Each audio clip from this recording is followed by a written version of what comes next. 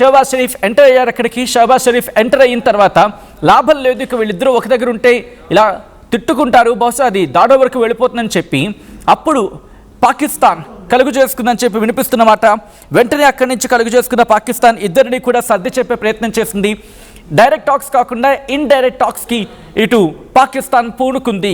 ఒకవేళ వీళ్ళిద్దరూ ఇలా దగ్గరగా ఉంటే ఇంకా మాటల యుద్ధం పెరుగుతుంది, శాంతి చర్చలు కాస్త అశాంతికి దారితీసే అవకాశం ఉందని చెప్పి పాకిస్తాన్ భావించినప్పుడు వెంటనే షహబాజ్ షరీఫ్ ఎందుకు లేటుగా ఎంటర్ అయ్యాడో తెలీదు.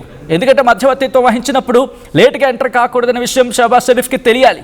తెలియకుండా లేటుగా ఎంట్రీ అయ్యి వాళ్ళిద్దరూ మాట అనుకున్న తర్వాత మధ్యలో వచ్చి లేదు డైరెక్ట్ టాక్స్ వద్దు, అప్పుడు ఇండైరెక్ట్ టాక్స్ అనడం ఎంతవరకు సమంజసం? ఇది పాకిస్తాన్ బహుశా ఆలోచించుకోవాలి. మాట్లాడితే పీకేస్తా పొడి చేస్తా అని మాట్లాడే ఆసిమ్ మునీర్ ఏమైపోయాడు? ఈరోజు టాక్స్లో కీలకంగా మధ్యవర్తిత్వంగా ఉంటున్న సందర్భం కదా. సో ఇద్దరు ఒకరి మీద ఒకరి మాటల యుద్ధానికి వెళ్ళిపోయారని చెప్పి చర్చ జరుగుతున్న క్రమంలో అప్పుడు వీళ్ళిద్దరు అంటే షహబాజ్ షరీఫ్ ఎంటర్ అయిన తర్వాత వీళ్ళిద్దరే ఇండైరెక్ట్ టాక్స్కి తీసుకువెళ్ళారు. ఇండైరెక్ట్ టాక్స్ అంటే ఏంటి? ఇప్పుడు నేను ఒక గదిలో ఉంటాను అంటే పాకిస్తాన్కి సంబంధించి ఒక గదిలో ఉంటుంది, అమెరికా ఒక గదిలో ఉంటుంది, ఇరాన్ ఒక గదిలో ఉంటుంది.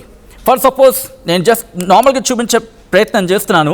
ఇప్పుడు అమెరికాకి ఇక్కడ ఉందనుకుందాం, అండ్ పాకిస్తాన్ ఇక్కడ ఉంటుంది, ఇరాన్ ఎక్కడ ఉంటుంది.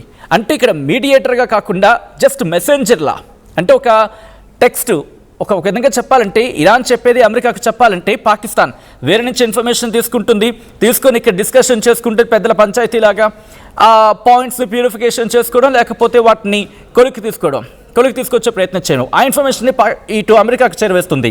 అమెరికా వాటిని వాళ్ళ డెలిగేషన్ మాట్లాడుకుంటుంది. ఆ పాయింట్స్ని ఒక దాదాపు 10 పాయింట్లు 15 పాయింట్లు వాటిని మళ్ళీ పాకిస్తాన్కి చెబుతుంది. పాకిస్తాన్ వెళ్ళి ఇరాన్కి చెబుతూ ఉంటుంది. ఇలా మధ్యవర్తి పాత్ర కన్నా మెసెంజర్ పాత్ర అంటే సందేశాలు పంపించే పాత్ర